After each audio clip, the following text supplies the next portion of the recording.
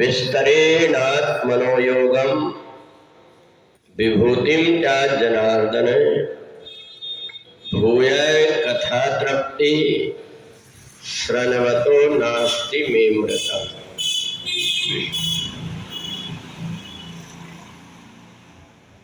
अर्जुन ने भगवान से पूछा, आप मेरे को एक निश्चित बात बताइए कि आपकी प्राप्ति कैसे होती है और आपको हम किस रूप में कहाँ ढूंढे। भगवान ने कहा कि मेरी प्राप्ति के सहज उपाय है योग, और योग कई प्रकार के होते हैं। प्रेम योग, भक्ति योग, सांख्य योग, हठ योग, ये सब जितने प्रकार के योग हैं, योग का मतलब है कि किसी भी प्रकार से परमात्मा से जुड़ना। भगवान शंकर ने सारे देवताओं के अंदर जो भ्रम था कि भगवान एक जगह रहते हैं, वो भ्रम को तोड़ दिया। देवताओं ने कहा कि इतनी विपत्ति आई अपने ऊपर, भगवान को कहाँ ढूंढे। शंकर जी ने कहा ये पता नहीं है तुमको भी परमात्मा कहाँ है। बोले हरि व्यापक सर्वत्र समान, वो परमात्मा हर जगह है।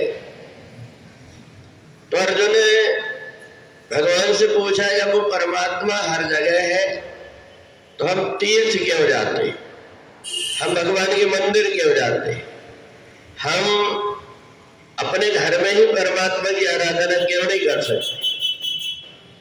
भगवान ने कहा देखो, वायु तो सब जगह है, पर आदमी की गाड़ी पंचर होती है तो वो पंचर बनवाने वाले के पास क्यों जाता है।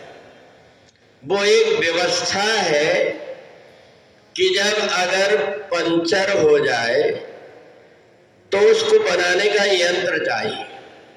ऐसे ही भगवान ने कहा कि हमारे अंदर परमात्मा को जानने की शक्ति जब कम हो जाती है, इसको हम आधुनिक ढंग से ऐसा समझे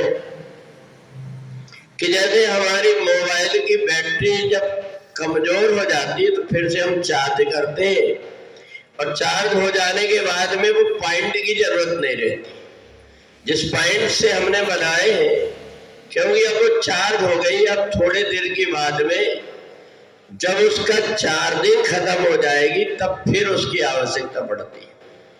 ऐसे ही वो जो परमात्मा है, जहां कहीं कोई तीर्थ स्थान है, वह 12 कोस की दूरी में कोई भी व्यक्ति पहुंच करके जरूरी नहीं है कि परमात्मा के निकट जाए।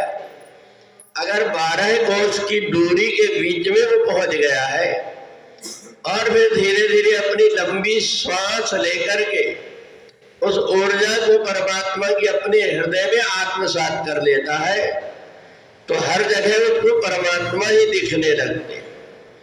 फिर उसको भटकना नहीं पड़ता, उसको लाइन में नहीं लगना पड़ता, उसको धक्का मुक्की नहीं खाना पड़ता, उसको केवल यही नहीं कि मैं वहां पहुंचूंगा तभी मिलेगा।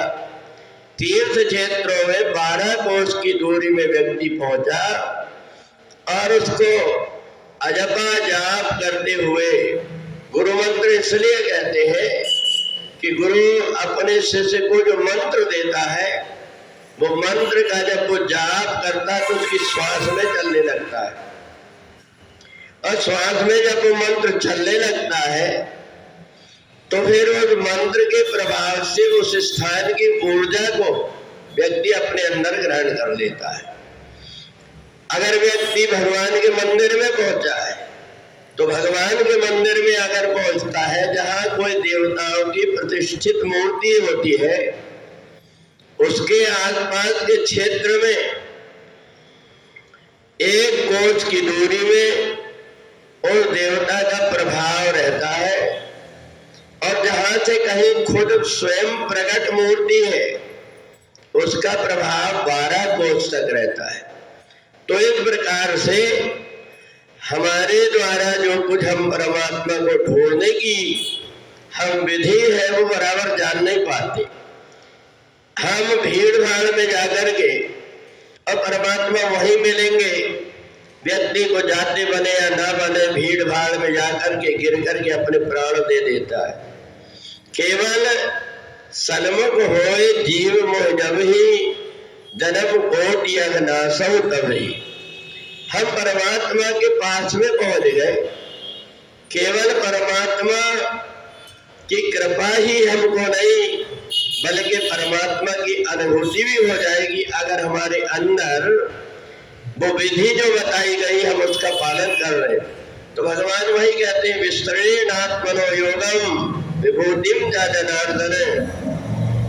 मैं अलग अलग रूप में तुमको पेड़ों में अलग दिख जाऊंगा, पहाड़ों में अलग दिख जाऊंगा, नक्षत्रों में अलग दिख जाऊंगा, महीने में अलग दिख जाऊंगा। फिर तुम्हारे मन के अंदर एक भ्रम क्यों कि इस दिशा में ही मुख करके बैठेंगे तब हमारी पूजा स्वीकार होगी, इस जगह में बैठेंगे जहां हम पूजन करते थे वहीं करेंगे तब। क्योंकि हरिव्यापक सर्वत्र समाना, वो परमात्मा सब जगह है। अपनी बुद्धि को ऐसी बना लो कि हमारे द्वारा हम ऐसी शक्तियों की ऊर्जा को अपने हृदय में आत्मसात कर ले और जब भी जहां हम चाहें वहां तुरंत उस ऊर्जा के प्रभाव से परमात्मा की अनुभूति, परमात्मा का साक्षात्कार हमको हो जाए।